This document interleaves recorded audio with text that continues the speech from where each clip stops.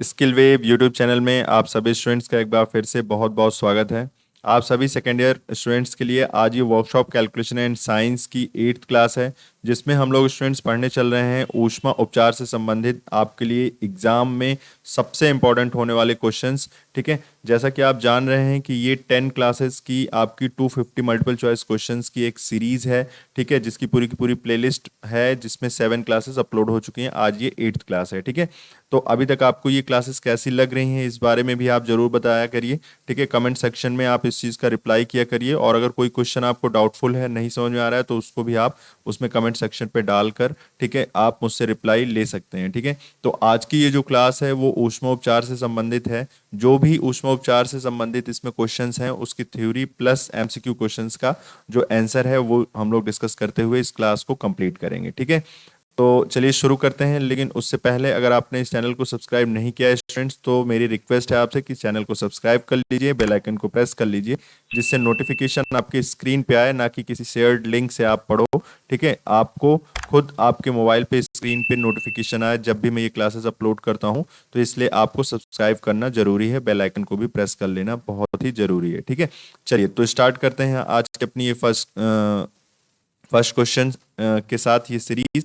ठीक है, जिसमें हम लोग पढ़ने चल रहे हैं ऊष्मा उपचार से संबंधित क्वेश्चंस। ठीक है, देखिए क्वेश्चन नंबर 177 आज हम लोगों का यहाँ पे हो रहा है। ठीक है, इससे 176 तक हो चुका था।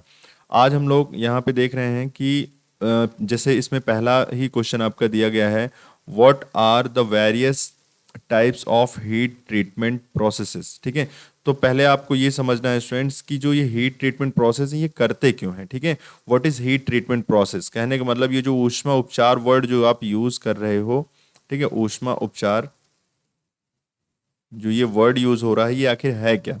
ठीक है, ये जो हीट ट्रीटमेंट वर्ड यूज कर रहे हैं हम लोग, ये क्या है। ठीक है, हीट ट्रीटमेंट, तो ये क्या है पहले इसको समझ लेते हैं। तो स्टूडेंट्स ये है आपका कि जैसे मान लीजिए कोई मेटल है। ठीक है, कोई भी मेटल है, मेटल को आपको दूसरे शेप में बदलना है, उसकी प्रॉपर्टीज को, उसके कंस्ट्रक्शन को, उसके स्ट्रक्चर को चेंज करना है। कहने का मतलब ये है कि जैसे मान लीजिए अभी कोई एक, मान लीजिए लोहे से ही शुरुआत करते हैं, लोहा ही है आपके इसमें। ठीक है, लोहा और स्टील। तो मान लीजिए लोहे की हम बात करते हैं, तो स्टूडेंट्स लोहा आपने कई प्रकार का देखा होगा। एक बहुत हार्ड होता है, ऐसा भी लोहा देखा होगा। एक बहुत फ्लेक्सिबल होता है जिसको कहते हैं डक्टाइल। ठीक है, डक्टाइल नेचर का भी देखो। एक काफ़ी ज़्यादा हार्ड के साथ ब्रिटाइल होता है। ठीक है, ब्रिटाइल, सॉरी ब्रिटाइल मतलब ये होता है, इसको कहते हैं हिंदी में भंगुर। ठीक है, भंगुर प्रकार का होता है। ठीक है, ये लचीला होता है, इसको लचीला कहते हैं हम लोग। ठीक है, हिंदी में इसको लचीला प्रकार का होता है। हार्ड का मतलब तो कठोर, आप समझ ही रहे हो। ठीक है, कठोर होता है। इस प्रकार के आपके कई प्रकार के लोहे होते हैं। ठीक है, आपको एक चीज़ और मैं यहीं पे बताना चाहता हूँ कि स्टूडेंट्स जो स्टील होता है ना, जो स्टील जो हम लोग घर पे जो बर्तन यूज़ करते हैं, जो स्टील होता है एक्चुअल में वो क्या है, एक तरीके से एलॉय है। ठीक है, किस चीज़ का एलॉय, मतलब ये क्या है, मिश्र धातु है। मिश्र धातु है। अच्छा, इसका मतलब ये किन किन चीज़ों से मिलके बना है। तो स्टूडेंट ये लोहा और कार्बन। ठीक है, लोहा और कार्बन से मिलके बना होता है। मेनली लोहा ही होता है। ठीक है, कार्बन का जो परसेंटेज होता है वो नियर अबाउट 1% होता है बस। ठीक है, हालांकि 0 से 1 मैं लिखूं तो ज़्यादा बढ़िया है। ठीक है, 0 से 1, क्योंकि इसके बीच में जिस हिसाब से कार्बन की मात्रा होती है उसी हिसाब से अलग अलग प्रकार की स्टील्स के टाइप बन जाते हैं। ठीक है ना, स्टील के अलग अलग टाइप्स बोले जाते हैं। ठीक, तो मेनली ये चीजें हम लोगों को यहाँ पे समझना है। तो जो ये ऊष्मा उपचार है वो एक्चुअल में क्या है कि लोहे को गर्म करके या फिर स्टील को गर्म करके इसके स्ट्रक्चर को बदलना, इसके अंदर की प्रॉपर्टीज को बदलना। इसके अंदर की प्रॉपर्टीज में जैसे क्या क्या मैंने बोला आपसे कि जैसे मान लीजिए कोई कोई बहुत ज्यादा हार्ड है। ठीक है, कोई डक्टाइल है, मीन्स लचीला है। कोई जो है भंगुर प्रकार का है। ठीक है, भंगुर का मतलब होता है जैसे जैसे आप शीशा समझो। ठीक है, तो जैसे शीशा होता है, शीशे में जरा सा अगर ठोकर मार दो तो शीशा शीशा चिटक जाता है ना। तो उस चिटकने की प्रॉपर्टी को ही ब्रिटाइल बोलते हैं। ठीक है, और डक्टाइल का क्या मतलब होता है स्टूडेंट्स, जो बहुत लचीला हो, कहने का मतलब जिसको आप खींचो तो वो खिंच जाए, ठीक है। और हार्ड का मतलब तो आप समझ ही रहे हो, ठीक है। तो इस प्रकार से अलग अलग तरीके की प्रॉपर्टी होती है। तो ये जो अलग अलग तरीके की, ये जो जैसे नंबर 1, नंबर 2, नंबर 3, इस तरीके की ये जो गुण है किसी भी मेटल के अंदर, किसी भी धातु के अंदर, ठीक है, किसी भी धातु के अंदर ये जो गुण होते हैं स्टूडेंट्स, ये गुण जो है हीट के करने की वजह से ही आता है, कहने का मतलब ऊष्मा देने की वजह से आता है, इसको गर्म करने की वजह से आता है। गर्म करने के भी कई प्रकार होते हैं, ठीक है। तो जो ये प्रकार हैं उसी को हम लोग कहते हैं हीट ट्रीटमेंट प्रोसेसेस, ठीक है। तो स्टूडेंट्स यहाँ पे जो आपका सही आंसर होने वाला है वो है आंसर ए, बिल्कुल सही है कि हीट ट्रीटमेंट करने के लिए कौन कौन से प्रोसेस यूज करते हैं। तो स्टूडेंट्स 4 ऐसे प्रकार हैं, देखो। एक को बोलते हैं एनलिंग, ठीक है, ये एक होता है नॉर्मलाइजिंग, ठीक है, एक होता है हार्डनिंग, हार्डनिंग में केस हार्डनिंग भी आता है, और एक होता है टेम्परिंग। अभी इसके बारे में मैं और अगले नेक्स्ट क्वेश्चन जो आने वाले हैं उसके लिए मैं बताऊंगा, ठीक है। अभी आपको मैंने बताया कि क्या होता है हीट ट्रीटमेंट, होता क्या है, ठीक है, उससे क्या बदलते हैं हम लोग। तो गुण बदलते हैं, उसकी जो नेचर है, जो उसका प्रकृति है किसी भी धातु का, वो बदल जाता है, ठीक है, अलग अलग तरीके से। तो ये सारे प्रोसेसेस हैं, ठीक है, एनलिंग, नॉर्मलाइजिंग, हार्डनिंग और टेम्परिंग। तो ए आंसर बिल्कुल आपका सही हो जाएगा। ध्यान रखना, इसमें जो कूलिंग वर्ड है, कूलिंग वर्ड नहीं होता है, पेंटिंग नहीं होता, पैकिंग नहीं होता, ठीक है। तो ये सब नहीं है, इसलिए ये सारे आंसर गलत हैं। 4 ऐसे प्रोसेसेस हैं, एनलिंग, नॉर्मलाइजिंग, हार्डनिंग और टेम्परिंग, ठीक है। इसके थ्रू ही हम लोग हीट ट्रीटमेंट करते हैं, ठीक है। तो यही क्या है, प्रोसेसेस हैं। चलो अगला क्वेश्चन देखते हैं। नेक्स्ट क्वेश्चन है आपका 178। बोला गया है what is the process of heat treatment, ठीक है। तो पहला आंसर है the process of heating and cooling to change the structure and properties. हालांकि व्हाट नहीं होना चाहिए, फॉर मतलब इनका सीधे कहने का मतलब ये है कि ऊष्मा उपचार की जो प्रक्रिया है वो क्या है, ये है क्या, ठीक है।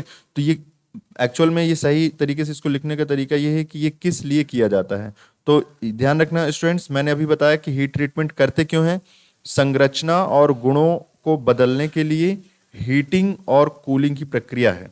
मतलब हीट ट्रीटमेंट क्या है भाई, अभी भी पहले क्वेश्चन में भी यही मैं बता रहा था आपको, जो इस क्वेश्चन का आपका आंसर बन रहा है कि हीट ट्रीटमेंट आखिर है क्या। तो हीट ट्रीटमेंट का मतलब है कि किसी भी धातु को, ठीक है, धातु को जो है गर्म करना, मीन्स हीट करना, और फिर उसके बाद में कूल कर देना, ठंडा कर देना, इसका जो प्रोसीजर है यही हमारा हमारा हीट ट्रीटमेंट कहलाता है, ठीक है। इसी को हम लोग हीट ट्रीटमेंट कहते हैं, इसी को हम लोग ऊष्मा उपचार कहते हैं, ठीक है। इसी को हम लोग ऊष्मा उपचार बोलते हैं, ठीक है, समझ पा रहे हो। तो ये चीजें हैं। चलिए अब नेक्स्ट क्वेश्चन, तो आपका आंसर ए बिल्कुल सही हो गया, ठीक है यहाँ पे। चलो अगला क्वेश्चन देखते हैं 179। तो 179 में आपसे बोला गया है what are the various stages of heat treatment, ठीक है। तो इनका कहना है ऊष्मा उपचार के लिए विभिन्न चरण क्या हैं, अलग अलग प्रकार के चरण होते हैं, तो वो क्या है। तो स्टूडेंट्स देखो, जब भी हम लोग हीट हीट प्रोसेस वगैरह ये सब यूज करते हैं तो उसमें सबसे पहला काम हम लोग हीटिंग करते हैं भाई। पहले ऊष्मा देते हैं, गर्म करते हैं उसको, फिर क्या करते हैं, थोड़ी देर तक किसी पर्टिकुलर टेम्परेचर पे मेंटेन रखते हैं, उसको कहते हैं स्टूडेंट्स हम लोग, उसको हम लोग कहते हैं सॉकिंग, ठीक है, सॉकिंग। इसको हिंदी में सोखना वर्ड यूज किया जाता है, ये ऊष्मा देना, फिर शॉकिंग यूज करते हैं, और शॉकिंग के बाद स्टूडेंट्स क्वेंचिंग, ठीक है। क्या यूज होता है, क्विंचिंग, NCHING, ठीक है, क्विंचिंग। तो कहने का मतलब है पहले आप गर्म करो, फिर किसी, जैसे मान लिया आपने किसी को 600 डिग्री सेल्सियस पे किसी धातु को गर्म कर दिया। अब जब आप 600 पे ले आए हैं तो ऐसा तो है नहीं कि इकट्ठा 600 दे दिए, ठीक है। आपने धीरे धीरे धीरे धीरे इसका टेम्परेचर बढ़ाया होगा, पहले 50 रहा होगा डिग्री सेल्सियस, 60 होगा, 70 होगा, उस तरह करते करते करते करते 600 तक आ गया। अब क्या करेंगे, 600 पे मेंटेन कर देंगे, मतलब कांस्टेंट टेम्परेचर से इसको मेंटेन रखेंगे थोड़ी देर के लिए, कुछ टाइम के लिए, पर्टिकुलर टाइम के लिए। जैसे 600 पे आया तो 600 डिग्री सेल्सियस पे इसको छोड़ दो थोड़ी देर के लिए, जिससे पूरा का पूरा मेटल पार्ट एक ही टेम्परेचर पे मेंटेन हो जाए। ऐसा ना हो कि कोई पर्टिकुलर, जैसे मान लो काफी ज्यादा अमाउंट में है कोई धातु, ठीक है, ज्यादा मात्रा में है, तो ज्यादा मात्रा में होने की वजह से कोई एक, उसका एक पार्ट बहुत ज्यादा गर्म हो गया, एक पार्ट गर्म नहीं हुआ, ठीक है। तो बराबर गर्म होने के लिए शॉकिंग जो प्रोसेस है उसको हम लोग बोलते हैं। तो पहला स्टेज है, जो फर्स्ट स्टेज है वो हीटिंग है, दूसरा स्टेप जो है वो शॉकिंग है, तीसरा है क्वेंचिंग है। अब क्विंचिंग बताता हूँ क्या है। तो क्विंचिंग जो होता है वो कूल करने का तरीका है, मतलब ये कूलिंग करने का जो तरीका है, एक पहले भाई हीटिंग करोगे, फिर किसी पर्टिकुलर टेम्परेचर पे मेंटेन रखोगे, फिर क्विंचिंग करोगे, फिर उसको ठंडा कर दोगे। ठीक है, इसके पहले वाले क्वेश्चन यही तो बोला गया था, heating then cooling the metal is called heat treatment process. तो उसके 3 स्टेप्स होते हैं, हीटिंग, शॉकिंग और क्विंचिंग। अच्छा, हिंदी में अगर मैं आपसे बात करूं, जैसे इसका आंसर सही हो रहा है सी आंसर, तो सी आंसर पे देखो, पहले आप ताप दो, फिर भिगोना, भिगोना क्या एक तरीके से मतलब उसी पे मेंटेन रखना, ठीक है, मेंटेन रखना किसी पर्टिकुलर टेम्परेचर पे, और फिर शमन, शमन का मतलब हुआ उसको ठंडा करना, ठीक है, ठंडा करना। ठीक, तो इस तरीके से होता है हीटिंग, शॉकिंग, ठीक है, शॉकिंग और क्वेंचिंग। तो C is the correct one answer. चलो अगला क्वेश्चन देखते हैं, question number 180। What is the name of the structure formed if a steel is heated for about 723 degree Celsius. Hindi में पढ़ते हैं, किसी स्टील को लगभग लगभग 723 डिग्री सेल्सियस तक गर्म करने पर बनने वाली जो संरचना है उसको कहते क्या है। ठीक है स्टूडेंट्स, तो ध्यान रखना, उसको हम लोग बोलते हैं, बी आंसर बिल्कुल सही है यहाँ पे, ऑस्टेनाइड बोलते हैं उसको, बोलते हैं हम लोग ऑस्टेनाइड। याद रखना ये हिंदी इंग्लिश वर्ड दोनों एक ही हैं, तो इससे ये न मत घबराना कि ऑस्टेनाइड को हिंदी में कुछ और बोला जाता होगा। ठीक है, तो इसका आंसर आपका क्या हो गया, बी आंसर बिल्कुल सही हो गया, इसका आंसर हो गया ऑस्टेनाइड। ठीक है, तो ऑस्टेनाइड इज द करेक्ट आंसर। ठीक, समझ पा रहे हो, मीनिंग ये है, जैसे समझो हमारे पास स्टील है, ठीक है, स्टील एक एलॉय है, मिश्र धातु है, आप जानते हो, ठीक है, मिश्र धातु है। मिश्र धातु क्यों है, क्योंकि ये किससे बना हुआ है, आयरन से, मीन्स लोहा और कार्बन से। ठीक है, लोहा और कार्बन से मिला है, 99% लोहा ही होता है, नियर अबाउट 1% कार्बन होता है, तो स्टील इससे मिलके बना है। ठीक भाई, मान लिए। अब इनका कहना है कि स्टील को गर्म करो, मीन्स हीट करो, गर्म करो कितने तक, 723 डिग्री सेल्सियस तक। ठीक है, तो स्टूडेंट्स जब 723 डिग्री सेल्सियस तक हीट, जब स्टील को गर्म किया जाता है, तो आप ये मान लो कि इसके बाद इसकी संरचना बदलने लगती है। ठीक है, तो 723 डिग्री सेल्सियस जब आप गर्म कर दोगे स्टील को, उसके बाद इसकी संरचना, मींस इसके अंदर के जो पार्टिकल्स हैं स्टील के अंदर, वो सब एक ढंग से सेट हो जाएंगे। ठीक है, तो संरचना बदलने लगती है, तो संरचना जो बदलने की जो बाद जो इस स्ट्रक्चर को हम लोग कहते हैं, उसका नाम ही है, उसका नाम ही यही है, उसको बोलते हैं ऑस्टेनाइड। क्या बोलते हैं, ऑस्टेनाइड। अच्छा, इसी में मैं एक चीज और जोड़ देता हूं आपके लिए, इतना गर्म किए, गर्म करने के बाद बोला जाता है ऑस्टेनाइड, लेकिन अगर हम लोग फिर से इसको कूल कर दें, ठंडा कर दें, और ठंडा मतलब क्विंचिंग प्रोसेस यूज कर दें, समझ रहे हो, अभी जो बताया था आपको कि quenching is the third step, तो क्विंचिंग अगर कर दोगे, इसका मतलब आप कूल कर रहे हो तेल, मतलब ऑयल और वाटर। ठीक है, ऑयल या पानी, तेल या पानी के माध्यम से अगर इसको हम ठंडा कर दें, तो ठंडा करने के बाद जो मटेरियल बनता है, मतलब जो स्ट्रक्चर बनता है, उसको हम लोग करते हैं, उसको स्टूडेंट्स हम लोग बोलते हैं मोर्टेसाइट। ठीक है, क्या बोलते हैं, मोर्टेन साइट। ठीक है, मोर्टेन साइट बोलते हैं उसको, बोलते हैं मोर्टेन नाइट, सॉरी मोर्टेनाइट, क्या बोल रहा हूं, मोर्टेनाइट बोलते हैं उसको। ठीक है, ठीक, तो ध्यान रखना इसको हम लोग, मतलब इसको ध्यान में रखना है अपने लोगों को। आपका आंसर तो भी सही है, मैंने कहा कि अगर हम 723 डिग्री सेल्सियस के बाद उसको ठंडा कर दें, पानी या तेल में डालकर उस पदार्थ को ठंडा कर दें, तो उस तरीके के जो पदार्थ जो अब जो बना है स्टील, जो अब बन गया, उसी को हम लोग बोल देते हैं, नाम देते हैं मोर्टेनाइट। क्या बोलते हैं, मोर्टेनाइट। ठीक है, तो martensite is the correct answer. चलो 181 अगर हम लोग देखें, कह रहे हैं which heat treatment process is done to refine the grain structure of the steel. ठीक है, तो पहले हिंदी में इसको समझते हैं, फिर आपको समझ में आएगा। देखो इसमें ये बोला गया है, हाँ तो देखते हैं इसको। ठीक है, तो ये जो क्वेश्चन है वो है आपका, ये बोल रहा है, ठीक है, आपसे ये जानना चाह रहे हैं कि स्टील की अनाज, अनाज नहीं कण, कण बोलना है इसको, कण, कण संरचना, जो आणविक जो संरचना है को परिकृष्ट करने के लिए कौन सी गर्मी, गर्मी नहीं ताप, ठीक है, या ऊष्मा उपचार, ऊष्मा उपचार प्रक्रिया की जाती है।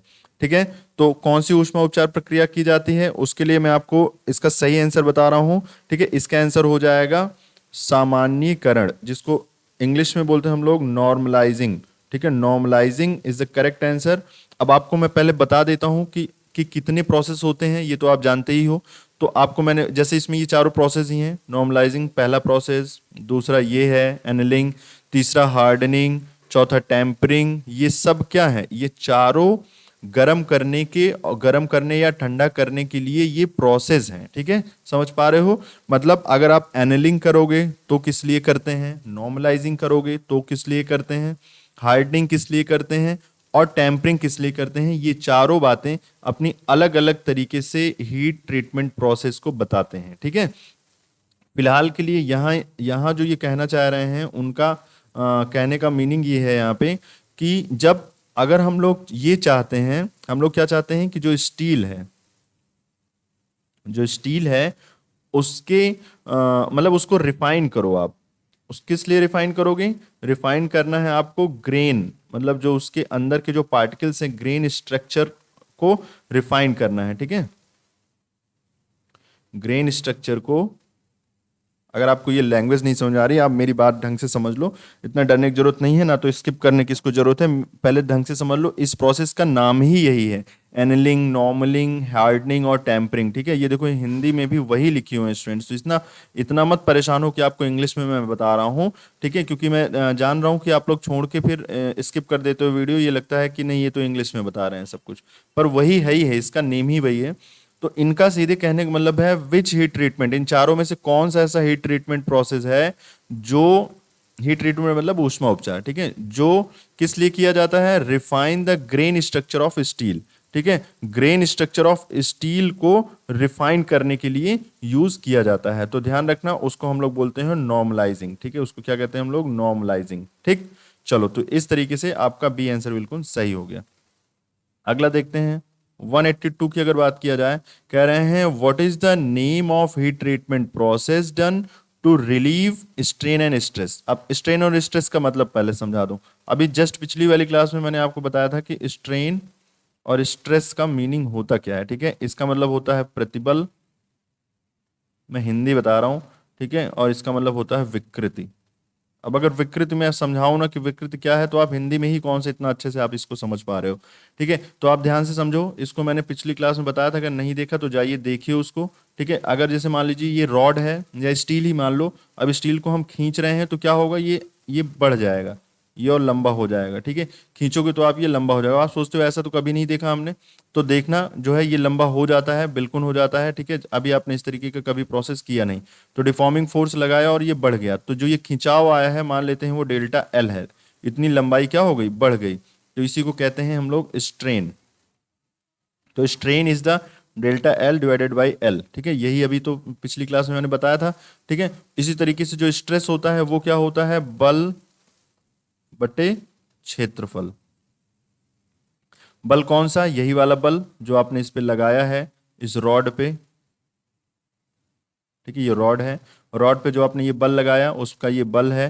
ठीक है, अपॉन क्षेत्रफल, क्षेत्रफल ये वाले की बात कर रहे हैं, ये वाला क्षेत्रफल। ठीक है, जिस क्षेत्रफल पे आप बल लगा रहे हो, तो वो हो जाता है प्रतिबल। इनका कहने का मतलब है कि बताओ इसको, स्ट्रेस और स्ट्रेन को खत्म करने के लिए, रिलीव करने के लिए, ठीक है, इससे मुक्त करने के लिए, रिलीव स्ट्रेन एंड स्ट्रेस, इससे खत्म करने के लिए कौन सा हीट ट्रीटमेंट प्रोसेस है जो करते हैं हम लोग, तो ध्यान से समझ लो, उसको हम लोग बोलते हैं एनलिंग। ठीक है, अब सुनो, एनलिंग प्रोसेस एक्चुअल में होता क्या है, आपको एकदम साधारण भाषा में बताता हूँ। इसको मैं मिटा रहा हूँ, ये पिछली क्लास का है, मैंने आपको बता रखा है यहाँ पे ये सब। ठीक है, एनलिंग क्या होता है कि जैसे मान लीजिए हमने किसी धातु को गर्म किया।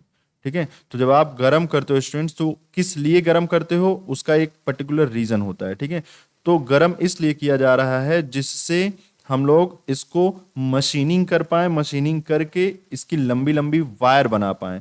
ठीक, तो समझो, पहले होता क्या है कि जैसे मान लिया एक भट्टी है कोई, स्टील को आपने गर्म किया, इसको मोल्टन फॉर्म में किया, लिक्विड फॉर्म में कर लिया। ठीक है, जो है ये द्रव द्रव हो गया, द्रव में बदल गया। स्टील की बात कर रहा हूँ, ये स्टील है। ठीक है, और उसके बाद इसको मशीनिंग कर रहे हैं, मशीनिंग करने के बाद इसकी लंबी लंबी रॉड्स तैयार कर रहे हैं जो कि वास्तव में बहुत ही फ्लेक्सिबल होती हैं। कहने का मतलब आप उसको मोड़ सकते हो, ठीक है, डक्टाइल होती है, डक्टाइल नेचर की होती है, मतलब लचीली होती है।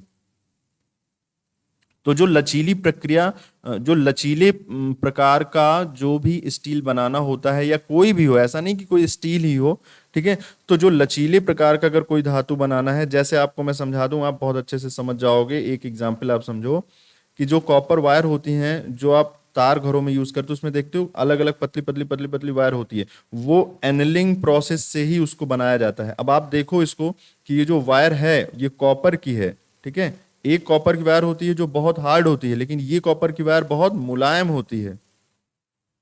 लेकिन क्या आप सोच रहे हो ये कॉपर अलग है? ये कॉपर नहीं, ये कुछ दूसरा है? नहीं, ये कॉपर ही है। लेकिन इसको किस प्रोसेस से बनाया गया है? इस कॉपर वायर को, इसको एनलिंग प्रोसेस से बनाया गया है, ठीक है, इसको एनलिंग प्रोसेस से बनाया गया है। इसी वजह से ये क्या है, बहुत ही मुलायम है, ठीक है, डक्टाइल है, डक्टाइल नेचर हो गया है, ठीक है। तो इनका यही कहना है कि बताओ कि कौन सा हीट ट्रीटमेंट प्रोसेस है जो स्ट्रेन और स्ट्रेस को, स्ट्रेन स्ट्रेस का मतलब वो तनाव को मुक्त कर देगी, मतलब लचीला बना देगी, है ना, लचीला बना देगी उसको, तो वो एनेलिंग प्रोसेस हो जाएगा, ठीक है। चलो अगला क्वेश्चन देखते हैं, 183। Which process produces equilibrium condition. तो ध्यान रखना कि कह रहे हैं कि कौन सी प्रक्रिया संतुलन की स्थिति उत्पन्न करती है। तो दो ऐसी प्रक्रियाएं होती हैं, ठीक है, एनलिंग और सामान्यीकरण, मतलब एनलिंग और नॉर्मलाइजिंग, ठीक है, एनलिंग और नॉर्मलाइजिंग दोनों प्रक्रिया ऐसी होती हैं जिसमें जिसमें क्या हो जाता है, जो धातु है वो एक संतुलन की स्थिति में आ जाता है, ठीक है। धातु संतुलन की स्थिति में आने का मतलब है कि एक पर्टिकुलर टेम्परेचर पे जाके उसका जो पार्टिकल्स हैं, जो उसके अंदर के पार्टिकल्स हैं, जो जो ग्रेन्स हैं उसके, वो क्या हो जाते हैं, एक संतुलित अवस्था में आ जाते हैं, ठीक है। तो एनेलिंग और सामान्यीकरण इसका सही आंसर बिल्कुल हो जाएगा। अगला क्वेश्चन देखते हैं, which process steel is heated in a carbon मतलब carbonaceous atmosphere for the penetration of carbon. अब पहले समझो बात को। इनका कहना है कि स्टील है, स्टील में स्टील को कार्बनाइज करवा रहे हो, मतलब स्टील में एक तरीके से और कार्बन मिक्सिंग कर रहे हो, कार्बन और इसमें ऐड कर रहे हो। कार्बन का जोड़ना और निकालना, मतलब कार्बन को इसमें स्टील में मिलाना और इससे कम करना, दोनों अलग अलग प्रभाव उत्पन्न करता है, ध्यान रखना। अब आपको मैं बता देता हूँ यहाँ पे एक शॉर्ट में कि अगर आप कार्बन की मात्रा स्टील में बढ़ाते चले जाओगे तो स्टील और हार्ड होता चला जाएगा। ध्यान से इस चीज़ को समझ लो, ठीक है। तो ये चीज़ें आपको दिमाग में रखना है। तो चलो यहाँ पे इनका कहना है विच प्रोसेस, कह रहे हैं कार्बन के प्रवेश के लिए कार्बन युक्त, ठीक है, वातावरण में स्टील को किस प्रक्रिया से गर्म किया जाता है, ठीक है। तो उसका सही आंसर हो जाएगा आपका कार्बराइजिंग, ठीक है, कार्बराइजिंग जो प्रोसेस है, ठीक है, जो कार्बराइजिंग प्रोसेस है, उस प्रोसेस के थ्रू हम लोग स्टील में और कार्बन का एडिशन करते हैं, मतलब और स्टील में कार्बन को जोड़ देते हैं, ठीक है। अगला क्वेश्चन है 185। अगले क्वेश्चन बोला गया है विच इज द सुटेबल, ठीक है, nitriding process for an alloyed and unalloyed steel. इनका कहना है कि सभी मिश्र धातु, मतलब जो भी दो धातुओं से मिलकर बनी उनको मिश्र धातु बोलते हैं। सभी मिश्र धातु और मिश्र धातु वाले स्टील के लिए उपयुक्त नाइट्राइजिंग जो प्रोसेस होता है, प्रक्रिया कौन सी है, ठीक है। तो ध्यान रखना उसमें हम लोग बोलते हैं नमक श्यान से नाइट्राइजिंग। कहने का मतलब है नाइट्राइजिंग इन सॉल्ट बॉथ, ठीक है, नाइट्राइजिंग इन सॉल्ट बॉथ। तो ये इसको, ये प्रोसेस ही है पूरा, इसको याद रखना है आपको, ठीक है, ध्यान रखना। इनका कहना है कि कोई भी मिश्र धातु है ना, मिश्र धातु वाले स्टील, मतलब कहने का मतलब है जिसमें लोहा और कार्बन दोनों मिला है, उस तरीके की स्टील को अगर नाइट्रोनाइजिंग करना है, मतलब उसमें नाइट्राइडिंग प्रोसेस यूज करना है, तो हम लोग कैसे करते हैं। तो उसका एक प्रोसेस है पर्टिकुलर, जो कि आपका बी आंसर सही है, ठीक है। इसमें ये बोला गया है नाइट्राइडिंग इन सॉल्ट बॉथ, मतलब नमक भरे हुए टब में नाइट्राइजिंग करते हैं हम लोग, ठीक है। अगला क्वेश्चन देखते हैं 186 में बोला गया है what is the name of the heat treatment process where the metal is heated and quenched, ठीक है, इन वाटर एंड ऑयल। आपको अभी मैंने बताया था कि किस में क्विंचिंग कराते हैं, मतलब ठंडा किस में कराते हैं, कैसे कूल करते हैं हम लोग, तो या तो आप पानी मिलाओगे या तो आप तेल में उसको डाल दोगे। पानी में डाल दोगे मेटल को, धातु को पानी में डाल दो या फिर तेल में डाल दो, तो उस तरीके से धातु को ठंडा किया जा सकता है। ठीक है, ये बात समझ गए। इनका कहना है कि अब बताओ, इसको बताओ कि भाई ऊष्मा उपचार प्रक्रिया का क्या नाम है जहां धातु को गर्म करके पानी और तेल में बुझाया जाता है। ठीक है, तो पानी और तेल में बुझाने की जो प्रक्रिया है स्टूडेंट्स, उसको हम लोग कहते हैं, आपका ए आंसर बिल्कुल सही हो जाएगा, हार्डनिंग। ठीक है, अच्छा एक इंपॉर्टेंट बात समझ लो, कोई भी धातु है, कोई भी धातु है, अगर उसको पहले आप गर्म करते हो, खूब गर्म करते हो, ठीक है, खूब ऊष्मा देते हो, गर्म पड़ जाता है, और उसके बाद उस धातु को सीधे ले जाके पानी में डुबो दिए। ठीक है, इस धातु को सीधे ले जाके पानी में डुबो दिए, तो ये जो धातु है, ये कोई भी चीज हो सकता है, लोहा ही मान लो, आप इसको लोहा ही मानो, तो ये जो लोहा है ये बहुत कठोर हो जाता है, मीन्स हार्ड हो जाता है। ठीक है, और हार्ड इसलिए हो जाता है क्योंकि इसको डायरेक्ट पानी में डाल दिए हो। ठीक है, इसीलिए इसका नाम ही पड़ गया है हार्डनिंग। ठीक है, हार्डनिंग इसका जो है नाम ही पड़ चुका है, इसीलिए इसको हार्डनिंग बोलते हैं। ठीक, तो जो ये प्रोसेस है, कहने का मतलब धातु को गर्म करके, खूब खूब ज्यादा गर्म करके और उसको पानी में सीधे डुबो दो या तेल में डुबो दो, तो तेल में डुबोने के लिए, डुबोने का कारण या पानी में डुबोने का कारण क्या है, मतलब किस लिए करते हैं, ठंडा करने के लिए। तो ठंडा करने के लिए यूज करते हैं, तो ठंडा करोगे जब आप, तो वो बहुत कठोर हो जाएगा, इसीलिए उस प्रोसेस का नाम ही है हार्डनिंग। ठीक है, समझ गए, ए आंसर बिल्कुल आपका सही हो जाएगा, ध्यान रखना इस बात को। चलो अगला देखते हैं 187। तो 187 बोला गया है which is a kind of surface hardening process. अब ध्यान से सुनो, कभी कभी क्या होता है कि जैसे कुछ कुछ ऐसे आकार के पार्ट्स होते हैं, जैसे गाड़ी में मान लो जो गियर होता है, तो गियर में जो इसके दांते होते हैं वो क्या होते हैं, बहुत हार्ड होते हैं, मतलब कठोर होते हैं। तो स्टूडेंट्स जो ये कठोर होता है, ये कठोर एक्चुअल में बनाया गया जाता है। ठीक है, कहने का मतलब ये है कि अगर हम इस पूरे गियर पार्ट की बात करें, तो पूरा गियर पार्ट एक ही तरीके से नहीं बना है। अंदर वाला उतना हार्ड नहीं है पोर्शन जितना ये बाहर वाले दांते हैं। तो बाहर वाले दांतों को अलग से हार्ड करने का क्या कोई तरीका है क्या? तो जी हाँ, बिल्कुल एक तरीका होता है जिसको हम लोग बोलते हैं सरफेस हार्डनिंग।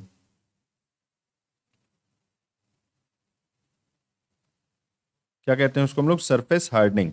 कहने का मतलब सतह सख्त करने के लिए, सतह जो है मतलब सरफेस मीन सतह, इसकी जिस भी पोर्शन को आप बहुत ज्यादा हार्ड बनाना चाहते हो, वहां पे कौन सा प्रोसेस यूज करोगे? वहां पे सरफेस हार्डनिंग यूज करोगे। लेकिन सरफेस हार्डनिंग जो आप यूज कर रहे हो, ठीक है, जो भी आप सरफेस हार्डनिंग यूज कर रहे हो, वो किस तरीके का करोगे? तो आपको करना पड़ेगा नाइट्राइडिंग। ठीक है, नाइट्राइडिंग जो है एक तरीके से सरफेस हार्डनिंग प्रोसेस है। मेरी बात समझो, सरफेस हार्डनिंग प्रोसेस कई तरीके के होते हैं, जैसे अभी आपने पढ़ा था कार्बनाइजेशन। ठीक है, तो कार्बन कार्बन युक्त एटमॉस्फेयर में हम लोग कार्बन भरे एटमॉस्फेयर में यूज करते हैं, या नाइट्राइडिंग। ठीक है, तो नाइट्राइडिंग हो गया। तीसरा और होता है जैसे देखो अच्छा इसमें एक बात बताओ, ये जैसे ये है सीमेंटाइट, तो सीमेंटाइट तो ये ऐसा वर्ड होता नहीं कोई सरफेस हार्डनिंग में। ठीक है, तो सरफेस हार्डनिंग में क्या क्या होता है? सरफेस हार्डनिंग में, चलो अभी अगला क्वेश्चन आएगा उसमें आपको मैं बताता हूँ सरफेस हार्डनिंग में क्या क्या होता है। फिलहाल आपका यहाँ पे नाइट्राइडिंग जो होता है वो सरफेस हार्डनिंग का ही एक प्रोसेस है। ठीक है, काइंड ऑफ सरफेस हार्डनिंग है। ठीक है, तो कह रहे हैं कौन सी एक प्रकार की सतह सख्त करने की प्रक्रिया है? तो नाइट्राइडिंग एक सतह सख्त करने की प्रक्रिया है। सतह मीन्स ये दांते सख्त कर दो, मतलब और हार्ड बना दो इसको, तो ये कठोर बनाने की जो प्रक्रिया है उसको नाइट्राइडिंग ही बोलते हैं, नाइट्राइडिंग से ही ऐसा करते हैं। ठीक है, चलो अगला क्वेश्चन देखते हैं। कह रहे हैं how much time is allowed normally in soaking zone for 10 mm thick metal piece. कह रहे हैं कि 10 mm